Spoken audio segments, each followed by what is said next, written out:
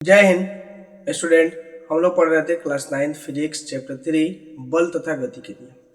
देखिए ये चैप्टर भी अब लगभग समाप्त होने के कगार पे पहुंच चुका है। लास्ट वीडियो है, इसके बाद थोड़ा सा कुछ न्यूमेरिकल्स बचा हुआ है। उसके बाद इस चैप्टर को खत्म करके 10th क्लास का फिजिक्स हम शुरू करेंगे। ठीक है, तो आइए आज एक बहुत इंपॉर्टेंट टॉपिक देखते हैं, जिसे बोलते हैं हम लोग संवेग संरक्षण का सिद्धांत, law of conservation of momentum. देखिए इसका पहले डिफिनेशन देखिए, फिर इसके बाद प्रूफ करके बताते हैं कि ये कैसे प्रूफ होता है। ठीक है, करें इस सिद्धांत के अनुसार वस्तुओं के निकाय पर यदि बाह्य बल आरोपित न हो तो निकाय का कुल संवेग संरक्षित है। मतलब बाहर से किसी वस्तु पे अगर हम बल न लगाए तो जितना भी उसका संवेग होता है वह सारा संवेग संरक्षित रहता है। यही होता है संवेग संरक्षण का सिद्धांत। अब देखिए कैसे ये संवेग संरक्षित रहता है, इसको प्रूफ मैथमेटिकल प्रूफ करके आपको बताते हैं। तो देखिए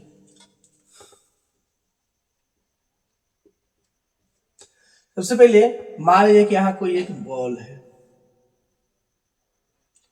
ए बॉल इसको मान लीजिए, और यहाँ कोई है ये बी है, और ये u वेग से जा रहा है, सॉरी ये u1 वेग से जा रहा है, ये u2 वेग से जा रहा है, और दोनों का मास जो है m1 है और इसका मास जो है m2। ठीक है, अब मान लीजिए इसकी वेग ज्यादा है, इसकी वेग कम है, नहीं दूसरे वाली की वेग कम है, तो कहीं ना कहीं जाकर के क्या होगा, मिलेगा, एक दूसरे से टकराएगा। तो मान लीजिए ये दोनों आकर के एक जगह पे क्या हुआ, किसी पॉइंट पे टकरा गया। ठीक है, अब देखिए टकराने के बाद क्या होगा कि एक बॉल फिर से आगे जाएगा क्योंकि इसकी वेग ज्यादा थी। अब ये जब इसे टकराए तो इसको क्या करेगा, वो आगे कर देगा। यानी तीसरा कंडीशन में क्या होगा कि मान लीजिए ये यहाँ क्या रह गया, ये वाला यहाँ हो गया और बी वाला यहाँ हो गया। तो मान लीजिए पहले इसका वेग u1 था, इसका u2 था, टकराने के बाद इसका वेग क्या हो गया, v1 हो गया, और इसका वेग जो है v2 हो गया। ठीक है, तीन कंडीशन आपको बताया। तीनों कंडीशन में क्या है कि पहला कंडीशन जो चलना शुरू किया है, दूसरा कंडीशन जो टकराया है, और तीसरा कंडीशन टकराने के बाद उसको किया है। ठीक है, तो अब देखिए इसके लिए क्या होता है, देखिए तो सबसे पहले बॉल ए के लिए लेते हैं।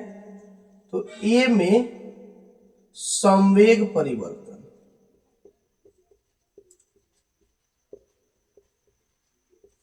ठीक है, तो संवेग बराबर क्या होता है, यानी P बराबर mv होता है, तो इसके लिए m1 है। ठीक है, अब v क्या होगा, वेलोसिटी, तो प्रारंभिक वेग है, इसके लिए u1 लेंगे। यानी ये हो जाएगा पहला संवेग जो इसको मान लीजिए m1 u1 माइनस m2 ए के लिए मास दोनों का बराबर रहेगा, तो m1 u1 minus m1 v1 हो जाएगा। ठीक है, उल्टा हो इसको m1 v1 माइनस का m1 u1 हो गया। अब बी में संवेग परिवर्तन, तो बी के लिए संवेग परिवर्तन क्या होगा, तो ये हो जाएगा m2 v2 और माइनस का m2 u2। ठीक है, ये दोनों हो गया। अब देखिए अब दोनों गोल आकर के टकराया है, तो इस पे आरोपित बल क्या होगा, लिखेंगे दोनों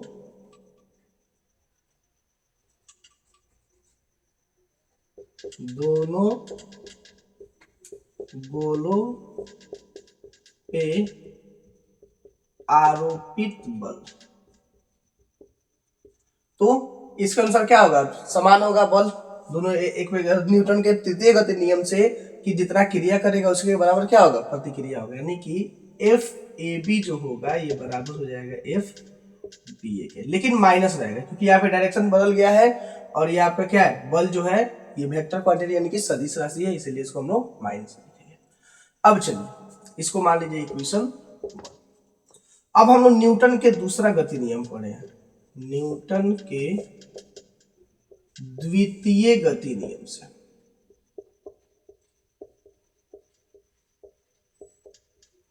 ये न्यूटन का द्वितीय गति नियम कहता था कि किसी भी वस्तु में संवेग परिवर्तन का दर उसका बल होता है। ठीक है, यानी F बराबर क्या हो जाएगा, संवेग परिवर्तन का दर। दर के लिए हम क्या बताए थे आपको, एक तरीके याद रखिएगा, दर का मतलब होता है समय। यानी समय से भाग दे देंगे तो ये उसका दर निकल जाएगा। अब देखिए, अब एफ ए बी अगर आप निकालते हैं तो क्या हो जाएगा, ए बी यानी पहला वाला ये हो गया आपका संवेग परिवर्तन का दर क्या हो जाएगा, m1 v1 minus m1 u1 upon का समय क्या रहेगा, t रहेगा इसके लिए।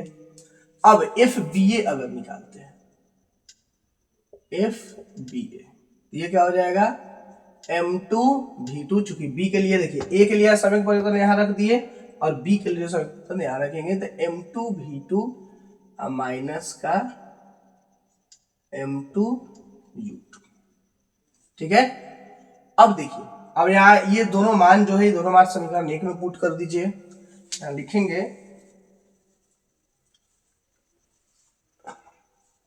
बल का मान समीकरण 1 में रखने पर, ठीक है।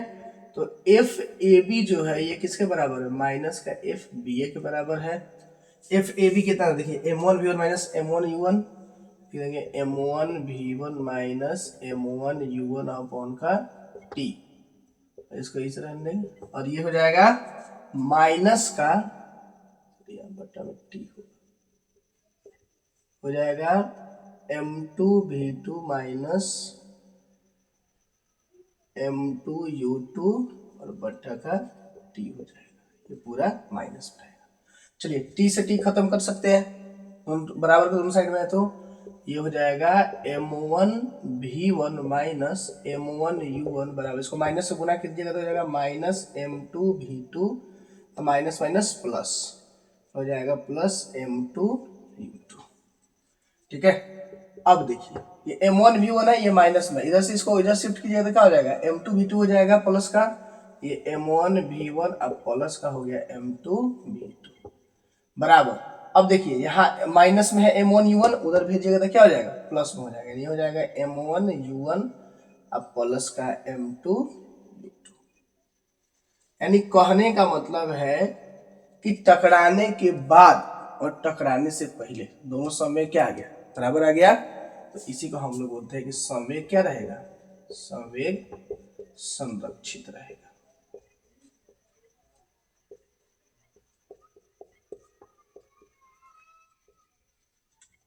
ये क्या हो गया आपका, संवेग संरक्षित हो गया, यानी कि टकराने से पहले जो संवेग था वही टकराने के बाद भी संवेग रह गया, दोनों बराबर आ गया। तो अतः हम कह सकते हैं कि संवेग क्या है, संरक्षित है। यही हमारा कहता है संवेग संरक्षण का सिद्धांत, ठीक है। चलिए इसको नोट कर लीजिए। आई होप आपको मेरा वीडियो पसंद आया हो। वीडियो पसंद आया तो वीडियो को लाइक करें, चैनल को सब्सक्राइब करें। आप हमारे साथ फेसबुक इंस्टाग्राम के माध्यम से या यूट्यूब पे वीडियो पे कमेंट करके अब आप जो चैप्टर पढ़ना चाहते हैं वो चैप्टर आप हमें कमेंट कर दीजिए। मैं कोशिश करूंगा जितना जल्दी हो सके आपको चैप्टर पढ़ा सकूं। तब के लिए जय हिंद।